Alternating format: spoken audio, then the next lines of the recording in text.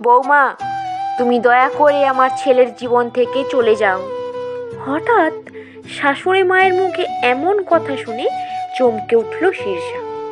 সে যা শুনল তা ভুল শুনল কি না পরাগ করার জন্য শাশুড়ি মায়ের দিকে পূর্ণ দৃষ্টিতে তাকালো। শীর্ষার শাশুড়ি আবার বলা আরম্ভ করলো, তুমি যা শুনেছ ঠিকই শুনেছ। তোমার জন্য আমার ছেলেটার এত কষ্ট আমি সহ্য করতে পারবো না। আমি আমার ছেলেকে আবার বিয়ে দেব, ও যাকে ভালোবাসে তার সাথে। বিয়ে হওয়ার 6 মাসের মাথায় এমন একটা কথা শুনবে শীর্ষা, তা কখনো কল্পনাও করেনি। শীর্ষা খুব সাধারণ ঘরের সাধারণ একটা মেয়ে। বাবা একটা ছোটখাটো চাকরি করত, তা দিয়েই মা বাবা ভাইকে নিয়ে একটু কষ্ট হলেও সুখে শান্তিতেই দিন চলে যেত তাদের। শীর্ষা বলে, মা আপনি এসব কি বলছেন? আপনার ছেলের ভালোবাসার মানুষ মানে? শীর্ষার শাশুড়ি বলেন, হ্যাঁ, ভালোবাসার মানুষ। আমার ছেলে মহুয়া নামক একটি মেয়েকে ভালোবাসে, কিন্তু নিজের বাবার শেষ ইচ্ছে রাখতে তোমাকে বিয়ে করতে বাধ্য হয়েছে। তাই যত তাড়াতাড়ি সম্ভব আমার ছেলের জীবন থেকে চলে যাও। শীর্ষা বলল, মা আমি কোথায় যাব? আপনি তো খুব ভালোভাবে জানেন আমাদের পরিবারের অবস্থা। তাছাড়া আমাদের সমাজকে তো আপনি ভালোভাবেই চেনেন। একটা স্বামীর ঘর ফেরত মেয়েকে তারা ঠিক কি চোখে দেখে? শীর্ষার শাশুড়ি বলেন, সেটা তোমার আর তোমার পরিবারের সমস্যা, আমার বা আমার ছেলের না। কাল সকালের মধ্যে নিজের ব্যাগপত্র নিয়ে চলে যাবে। আমি চাই না এই নিয়ে আর কোনো কথা বাড়ুক। আমার ছেলে 2 দিন পর বাড়ি ফিরবে, ও যেন এসে দেখে ওর পথের কাঁটা সারা জীবনের জন্য দূর হয়ে গেছে। কথাটা বলেই শীর্ষার শাশুড়ি গটগট পায়ে নিজের ঘরে চলে গেলেন। আর শীর্ষা ওখানেই বসে কান্নায় ভেঙে পড়ল। শীর্ষার বাবা আর অধ্যায়ের বাবা ছোটবেলার বন্ধু ছিলেন। সেই সুবাদে তারা তাদের ছেলে মেয়ের বিয়ে অনেক আগে থেকেই ঠিক করে রেখেছিলেন। অধ্যায়ের বাবা মারা যাওয়ার আগে তার শেষ ইচ্ছে হিসেবে অধ্যায়কে শীর্ষাকে বিয়ে করতে বলেন। কিন্তু অধ্যায় প্রথমে রাজি না হলেও বাবার শেষ ইচ্ছে রাখতে পরে রাজি হয়ে যায়। পরের দিন শাশুড়ি মায়ের কথা রাখতে শীর্ষা নিজের ব্যাগপত্র নিয়ে বেরিয়ে পড়ল। তবে শ্বশুর বাড়ি থেকে দেওয়া একটি জিনিসও সে নেয়নি। যেখানে স্বামীটাই তার নেই, সেখানে জিনিসপত্র নিয়ে সে কি করবে? যাওয়ার সময় শাশুড়ি মায়ের ঘরে শীর্ষা একবার গিয়েছিল, কিন্তু শাশুড়ি মা তাকে কাট গলায় বলে দিয়েছে সে যেন তার কোনোদিন এই বাড়ির ত্রিসীমানায় পা না রাখে। শীর্ষা নিজের মনে হাঁটছে আর অধ্যায়ের সাথে কাটানো মুহূর্তগুলো ভাবছে। প্রথম দিকে অধ্যায় তাকে আপন করে না নিলেও আস্তে আস্তে শীর্ষা তার ভালোবাসা দিয়ে মন জয় করে নিয়েছিল। তাদের সম্পর্ক আজ 5 সাধারণ স্বামী স্ত্রীর মতো হয়ে উঠেছিল, কিন্তু সেটা যে এত কম সময়ের জন্য হবে সেটা শীর্ষা ভাবতেও পারেনি। সে প্রথমে বুঝতে না পারলেও এখন বুঝতে পারছে অধ্যায় তাকে কেন প্রথমে মেনে নেয়নি। তার আসল কারণটা হলো মহুয়া, অধ্যায়ের ভালোবাসা। কথাটা ভাবতেই শীর্ষার বুক মোচড় দিয়ে উঠল, কারণ এই কটা মাসে সে যে তার অধ্যায়কে খুব বেশি ভালোবেসে ফেলেছে। শীর্ষা বলল, আপনাকে খুব বেশি ভালোবাসি, তাই আপনাকে কোনো রকম কষ্টে আমি দেখতে পারবো না। তাই আপনার খুশির জন্য আপনার জীবন থেকে আমি সারা জীবনের জন্য সরে যাচ্ছি। আপনি আপনার ভালোবাসার মানুষকে নিয়ে সুখী হন। আমি কখনো আপনার অধিকার চাইতে আপনাদের মাঝে তৃতীয় ব্যক্তি হয়ে প্রবেশ করব না, আর না কখনো আপনাদের সুখে কাটা হব। আমি চাই না আমার জন্য আপনি বা আমার বাবা মা কষ্ট পান, তাই আমি আপনাদের সবাইকে ছেড়ে অনেক দূরে চলে যাব। কিন্তু দুঃখ একটাই, এই শীর্ষা নামের পথের কাঁটাটার মধ্যে যে আপনার অংশ বেড়ে উঠছে সেটা আপনাকে জানাতে পারলাম না অধ্যায়। 6 বছর পর। মাম্মাম, সবার পাপা আছে, কিন্তু আমার পাপা নেই কেন? শীর্ষা বলল, কে বলেছে সোনা তোমার পাপা নেই? সবার মতো হয়তো না হয়, কিন্তু তোমারও পাপা আছে। আমি না তোমার পাপা? আমি না তোমার মাম্মা? না, তুমি মিথ্যে বলছো। আমি জানি তুমি আমার পাপা না, শুধু আমার মাম্মাম। আমার পাপা গডের কাছে চলে গেছে। ছোট অধ্যয়নের মুখে এমন কথা শুনে শীর্ষার বুক ধুক করে উঠল। শীর্ষা বলল, অধ্যয়ন?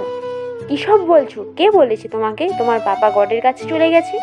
তোমার পাপা আছে, তোমার পাপা আর সবার থেকে অনেক অনেক ভালো। তোমার পাপা আর কখনো এমন কথা বলবে না। মায়ের এমন বকুনি শুনে অধ্যয়ন ভ্যাঁ ভ্যাঁ করে কেঁদে দিল।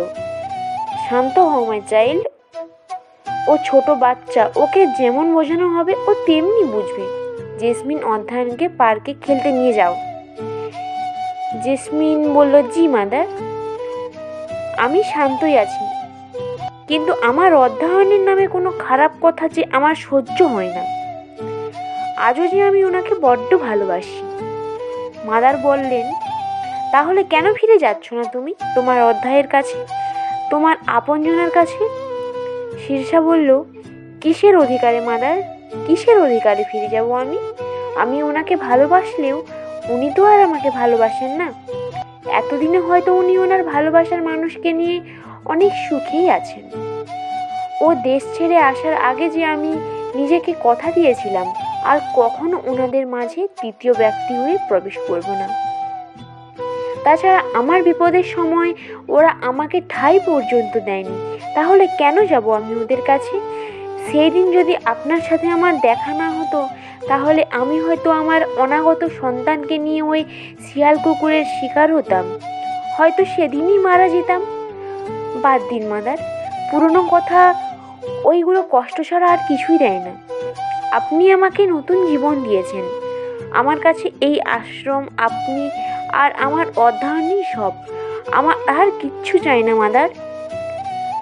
মাদার বললেন, তোমার যা ইচ্ছে মাই চাইল্ড। শীর্ষা দিদি, তোমার ফোন এসেছে ইন্ডিয়া থেকে। ইন্ডিয়া থেকে ফোন? এতদিন পর? মাদার বললেন, হয়তো তোমার বাড়ি থেকে ফোন করেছে, কথা বলো। শীর্ষা সবাইকে ছেড়ে চলে আসলেও বছর দুয়েক ধরে নিজের পরিবারের সাথে যোগাযোগ রেখেছে ফোনে।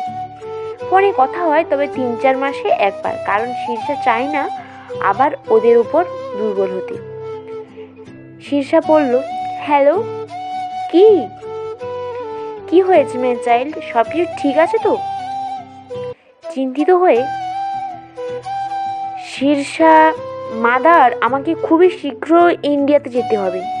আমার বাবার অবস্থা ভালো না, উনি খুবই অসুস্থ। আমাকে শেষবারের মতো একবার দেখতে চায়। কাঁদতে কাঁদতে বললেন শীর্ষা। মাদার বলল, তুমি কোনো চিন্তা করো না মাই চাইল্ড, আজ তো সম্ভব না, আমি কালই তোমার যাওয়ার ব্যবস্থা করে দিচ্ছি। আপনাকে যে কি বলে ধন্যবাদ দেব মাদার, সেই ভাষা আমার জানা নেই। মাদার বলল, এটা কি বলছো মাই চাইল্ড? তুমি আমার নিজের মেয়ের মতো, তোমার জন্য এইটুকু করা তো আমি আমার কর্তব্য বলে মনে করি। মাদারের কথা শুনে শীর্ষা মাদারকে জড়িয়ে ধরে কেঁদে দিল। আজ 6 বছর পর লন্ডন থেকে নিজের দেশের মাটিতে পা রাখার সঙ্গে সঙ্গে এক অদ্ভুত শিহরণ খুলে গেল শীর্ষার মনের মধ্যে। সে চারিপাশে চোখ বুলিয়ে নিজের প্রিয় দেশকে দেখছে। 6টা বছর পর সে আবারও তার চিরচেনা দেশের মাটিতে পা রেখেছে। এই দেশটার সঙ্গে তার অনেক ভালো খারাপ স্মৃতি জড়িয়ে আছে। 6 বছর আগে যখন শ্বশুর বাড়ি থেকে বেরিয়ে শীর্ষার যাওয়ার কোনো জায়গা ছিল না, কতগুলো মানুষ নামক পশুর হাতে পড়ে মরতে বসেছিল, ঠিক সেই সময় মাদার স্বয়ং দেবী রূপে এসে তাকে সেই সব মানুষ নামক পশুদের হাত থেকে রক্ষা করে বাঁচার নতুন পথ দেখিয়েছিলেন। এই সব কথা মনে মনে ভেবেই শীর্ষা একটা দীর্ঘশ্বাস ফেলল। অন্যদিকে অধ্যয়নের তো আজ আনন্দ ধরছেই না, কারণ সে এই প্রথম প্লেনে করে অন্য এক দেশে এসেছে। শীর্ষা অধ্যয়নকে এত খুশি দেখে মুচকি হেসে বাড়ির দিকে রওনা দিল। বাড়ির গেটের বাইরে দাঁড়িয়ে আছে শীর্ষা। এতদিন পর নিজের চিরচেনা প্রিয় বাড়িতে ঢুকতে সংকোচ বোধ হচ্ছে তার। অধ্যয়ন বলল, মাম্মাম, এটা দাদুর বাড়ি, আমরা ভেতরে যাব না? ছেলের কথায় শীর্ষার ধ্যান ভাঙল। সে আস্তে আস্তে বাড়ির গেট খুলে ভেতরে প্রবেশ করল। বুকের ভেতর কেমন যেন টিপ টিপ করছে। আবার কখনো এই বাড়িতে পা রাখবে সে ভাবেনি। বাড়ির ভেতরে ঢুকতেই শীর্ষা অবাক, কারণ তার বাবা সম্পূর্ণ সুস্থ অবস্থায় দাঁড়িয়ে আছেন তিনি। কিন্তু অবাকের রেশ বেশিক্ষণ ধরে রাখতে পারল না। সে তার চিরচেনা প্রিয় মানুষগুলোর মুখ দেখে ছুটে গিয়ে তাদের জড়িয়ে ধরে হাউমাউ করে কাঁদতে লাগলো। মারে, নিজের বাবা মাকে একটু ভরসা করতে পারলি না? নিজের বাবা মাকে কষ্ট দিয়ে এত দূরে চলে গেলি? একটি বারও আমাদের কথা তোর মাথায় আসলো না? তুই কি করে ভাবলি এই সমাজের মানুষদের কটু কথায় ভয়ে আমরা তোকে দূরে সরিয়ে দেব? শীর্ষার বাবা শীর্ষার মাথায় হাত বুলাতে বুলাতে কান্না মাখা গলায় বললেন। বাবার এমন আদর মাখা কথার উত্তরে শীর্ষা কোনো কথা বলতে পারছে না। তার যে একটা বাচ্চা আছে সে কথা বেমালুম ভুলে গিয়ে বাচ্চাদের মতো হেঁচকি তুলে ফুঁপিয়ে ফুঁপিয়ে শুধু কেঁদেই যাচ্ছে। হঠাৎ অধ্যয়নের কান্নার আওয়াজ পেয়ে সে একটু শান্ত হলো। বাচ্চা ছেলে, মায়ের এমন কান্না দেখে সেও কেঁদে দিয়েছে। শীর্ষার বাড়ির সবাই অধ্যয়নকে অনেক আদর করলো। তাদের একমাত্র নাতি বলে কথা। শীর্ষার মা অধ্যয়নকে নিজের কাছে রেখে শীর্ষাকে ফ্রেশ হওয়ার জন্য নিজের ঘরে পাঠিয়ে দিলেন। শীর্ষা এতদিন পর নিজের ঘরে এসে সবকিছু খুঁটিয়ে খুঁটিয়ে দেখছে। ঠিক আগের মতোই তার ঘরটা সাজানো গোছানো আছে, কিন্তু কোনো পরিবর্তন হয়নি। আগে কতই না ঝগড়া মারামারি করতো নিজের ছোট ভাইয়ের সাথে এই ঘরটাতে কে থাকবে সেটা নিয়ে। অথচ তার অবর্তমানে তার ভাই তার ঘরটাতে থাকা তো দূরের কথা, তার ঘরে নিজের একটা জিনিস পর্যন্তও রাখেনি। হঠাৎ দরজা লাগানোর শব্দে শীর্ষার ধ্যান ভাঙল। সে পিছনে ফিরে তার চিরচেনা ভালোবাসার মুখটার দেখে অবাক হয়ে গেল। সে ভাবতেই পারেনি অধ্যায়কে সে আবার দেখতে পারবে, তাও তার নিজের বাড়িতে। অধ্যায়কে দেখে শীর্ষার এতদিনের জমানো রাগ অভিমান সব দলা পাকিয়ে বাইরে আসতে চাইছে। অধ্যায় আস্তে আস্তে শীর্ষার দিকে এগিয়ে আসছে। শীর্ষা সেদিকে কোনো খেয়ালই নেই। সে এক ধ্যানে তার ভালোবাসার মানুষটাকে দেখতে ব্যস্ত। মানুষটা আগের থেকে অনেকটা শুকিয়ে গেছে। হঠাৎ মুখে সজোরে একটা থাপ্পড় পড়তে শীর্ষার ধ্যান ভাঙল। সে মুখে হাত দিয়ে অবাক দৃষ্টিতে সামনে থাকা ব্যক্তির দিকে মুখ তুলে তাকিয়ে আছে। অধ্যায় তাকে এমনভাবে চড় মারবে সেটা শীর্ষার কল্পনারও বাইরে ছিল। অধ্যায়ের ফর্সা মুখ রাগে লাল হয়ে আছে, কিন্তু অধ্যায়ের এমন রাগের কারণ শীর্ষা বুঝতে পারছে না। অধ্যায় আর তার মা যা চেয়েছিল সেটাই তো ও করেছিল, তাহলে অধ্যায় এমন কেন করছে? অধ্যায় শীর্ষাকে মারার জন্য আবার হাত তুলতেই শীর্ষার চোখ মুখ খিঁচে বন্ধ করে নিল। কিন্তু শীর্ষাকে অবাক করে দিয়ে অধ্যায় শীর্ষাকে শক্ত করে বুকে জড়িয়ে ধরে ফুঁপিয়ে কেঁদে উঠল। শীর্ষা কি করবে বা কি বলবে কিছুই বুঝতে পারছে না। সে পাথরের মতো শক্ত হয়ে এক জায়গায় দাঁড়িয়ে আছে। শীর্ষা কিছু বলতে যাবে তার আগেই অধ্যায় তার চোখে মুখে ভালোবাসার হাজারো পরশে জড়িয়ে দিতে লাগলো। এবার শীর্ষা নিজেকে আর শান্ত রাখতে পারল না। নিজের সর্বশক্তি দিয়ে অধ্যায়কে নিজের থেকে দূরে সরিয়ে দিল। শীর্ষা বলল, লজ্জা করে না আপনার? বাড়িতে বউ থাকতে প্রাক্তন স্ত্রীকে এমনভাবে স্পর্শ করছেন? কোন অধিকারে আমাকে স্পর্শ করছেন আপনি? নাকি নতুন করে আমার গোছানো জীবনটাকে ভাঙার জন্য মা আর ছেলে মিলে নতুন প্ল্যান করে এসেছেন? তার ছেলের হাসি দিয়ে বললেন। অধ্যায় কোনো কথা বলছে না, শুধু শীর্ষার মুখ পানে তাকিয়ে আছে। অধ্যায়কে এমন নির্লিপ্ত ভঙ্গিতে দাঁড়িয়ে থাকতে দেখে শীর্ষার রাগে মাথা ফেটে যাচ্ছে। শীর্ষা বলল, চলে যান এখান থেকে, চলে যান। আপনার মুখ আমি দেখতেও চাই না। আপনার আর আপনার ভালোবাসার মানুষটার মাঝখান থেকে তো আমি চলেই গেছিলাম, তাহলে এখন আবার কি চাই? অধ্যায় বলে, আমার ছেলে কোথায় শীর্ষা? ও তাই বলুন। এবার আমি খুব ভালোভাবে বুঝতে পেরেছি। এইসব আপনাদের প্ল্যান আমাকে দেশে ফিরিয়ে এনে আমার কাছ থেকে আমার বেঁচে থাকার একমাত্র সম্বল আমার ছেলেকে কেড়ে নেওয়া। এবার আমার কাছে সব পরিষ্কার। আপনি আর আপনার পরিবার মিলে প্ল্যান করে আমাকে মিথ্যে বলে এখানে এনেছেন, যাতে খুব সহজে আমার কাছ থেকে আমার ছেলেকে কেড়ে নিতে পারেন। শেষে আমার পরিবারও আপনার মতো খারাপ বিশ্বাসঘাতক লোকের সাথ দিল।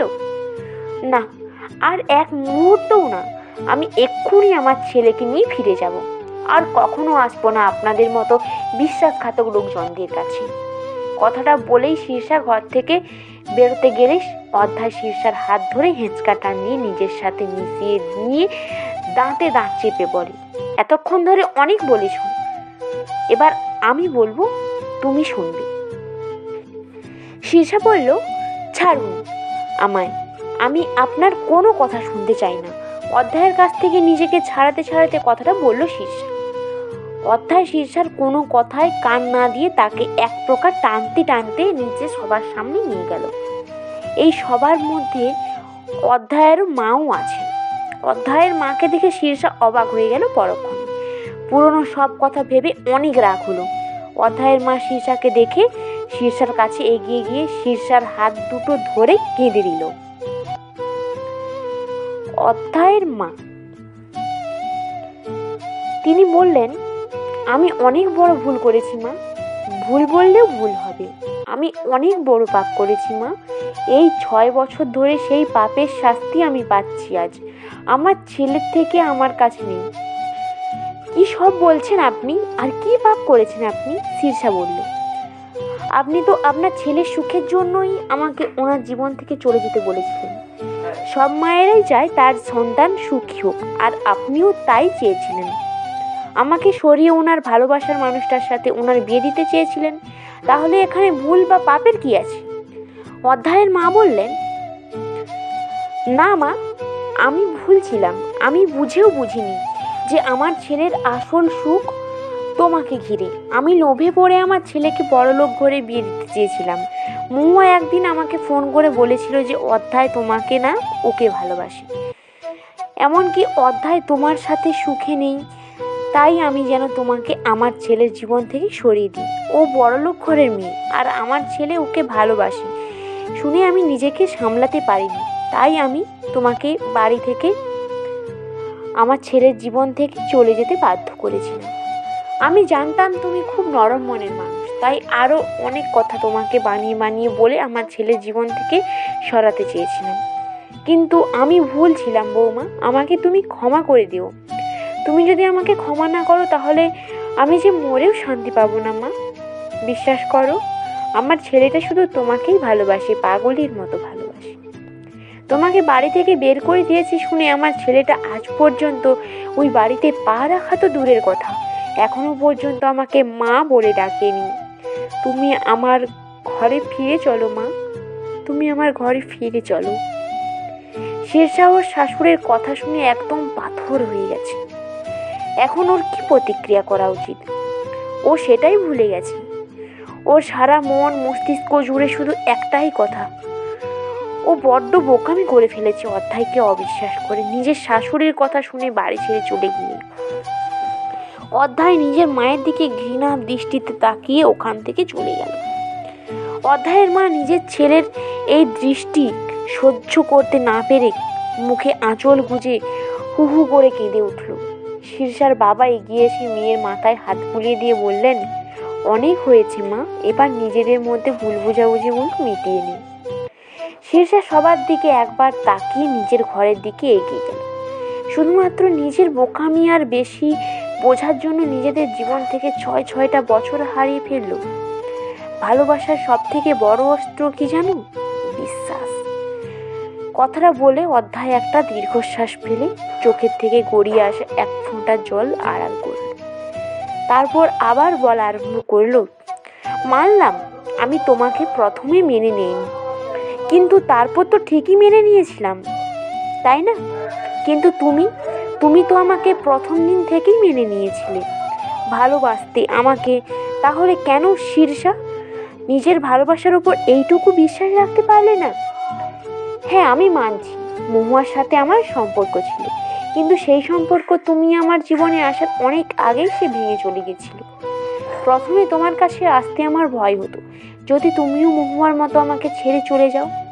কিন্তু যখন আমার মনে হলো তুমি মহুয়ার মতো না, মহুয়ার মতো সুবিধাবাদী না, যে টাকার জন্য ছেলেদের জীবন নিয়ে খেলা করে, তখন তোমার প্রতি আমি দুর্বল হয়ে পড়ি, ভালোবাসতে শুরু করি তোমাকে। কিন্তু তুমি আমার ভালোবাসার মর্যাদা রাখলে না, চলে গেলে আমাকে ভুল বুঝে, আমাকে কষ্ট দিয়ে। এমনকি আমার সন্তানের কথাটাও আমাকে জানতে দিলে না। কেন শীর্ষা, কেন এমন করলে? একবার তো আমাকে সব খুলে বলতে পারতে, একবার তো আমার কাছে থেকে সব কিছু জানতে চাইতে পারতে, আমার উত্তরটা তো শুনে যেতে পারতে। কিন্তু না, তুমি আমাকে ভুল বুঝে আমাকে বিনা অপরাধে অপরাধী করে চলে গেলে। কেন নষ্ট করলে আমার জীবন থেকে এই 6টা বছর? কেন শীর্ষা, উত্তর দাও, কেন? কথাগুলো বলতে বলতে অধ্যায় হাঁটু গেড়ে বসে কান্নায় ভেঙে পড়ল। শীর্ষা অধ্যায়ের কথা শুনে নিজেকে আর ধরে রাখতে পারল না। দৌড়িয়ে গিয়ে অধ্যায়কে জড়িয়ে ধরে হাউ মাউ করে কাঁদতে কাঁদতে বলল, আমি অনেক বড় ভুল করেছি, ক্ষমা চাওয়ার কোনো মুখ নেই আমার, তবুও বলছি আমাকে ক্ষমা করে দিন। অধ্যায়, আমাকে ক্ষমা করে দিন প্লিজ। আপনাকে ছাড়াও যে আমি এতদিন ভালো ছিলাম না। মায়ের মুখে ওই সব কথা শুনে আমার খুব অভিমান হয়েছিল আপনার ওপর।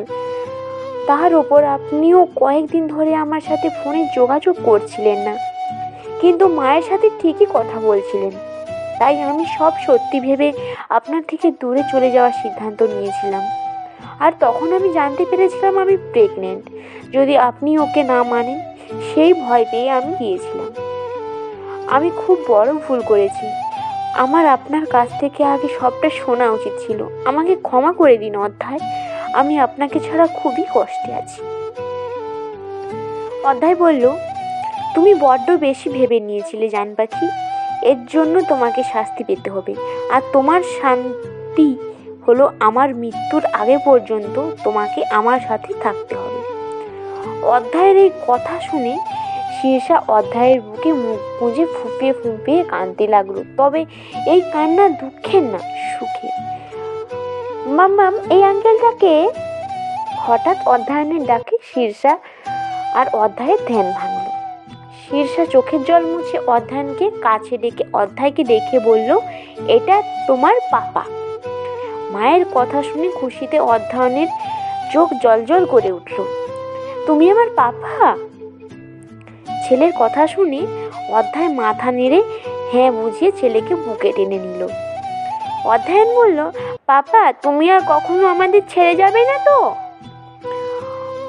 অধ্যায় বলল, না সোনা, আমি আর কখনো তোমাদের কাউকে ছেড়ে যাব না, আর তোমাদের কাউকে আমাকে কখনো ছেড়ে যেতে দেব না।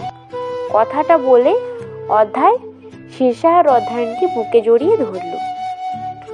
রাতে অধ্যায়নকে বুকে জড়িয়ে ধরে গল্প করছে, আর মাঝে মাঝে এই কথায় ওই কথায় দুজন মিলে খিলখিল করে হাসছে।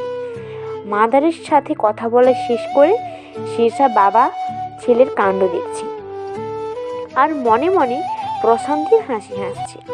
নিজের একটা ছোট্ট ভুলের জন্য সে বাবা ছেলেকে এতদিন ধরে এত দূরে রেখেছিল। 6 বছরটা হয়তো সে তাদের জীবনে আর ফিরিয়ে আনতে পারবে না, তবে পরবর্তী সময়গুলো তারা খুব সুখে শান্তিতে কাটাবে। এই সব সময় ভাবতে ভাবতে শীর্ষা অনুভব করল তার পেছনে কেউ আছে। সে পিছনে ঘুরতেই অধ্যায়ের বুকের সাথে ধাক্কা খেল। অধ্যায় বলছে, কি ভাবছো? শীর্ষা বলল, ভাবছি মা ঠিকই বলতো, আমি খুব আবেগী, খুব সহজে সবার কথায় বিশ্বাস করে নিই, কোনো কিছু যাচাই না করে, পরে আবার নিজেই কষ্ট পাই। অধ্যায় বলে, বাদ দাও এইসব কথা অতীত মনে করে কষ্ট পেতে নেই। তবে হ্যাঁ, অতীত থেকে আমাদের শিক্ষা নেওয়া উচিত। অধ্যায়, আপনি আমাকে ক্ষমা করে দিয়েছেন তো? যাকে ভালোবাসা যায় তার উপর কখনো রাগ বা ঘৃণা করে থাকা যায় না। তবে হ্যাঁ, তার উপর অভিমান হয়। আমি তোমার উপর কখনো রাগ করেছিলাম না, না এখন আছি, তাই ক্ষমা করার কোনো প্রশ্নই আসছে না।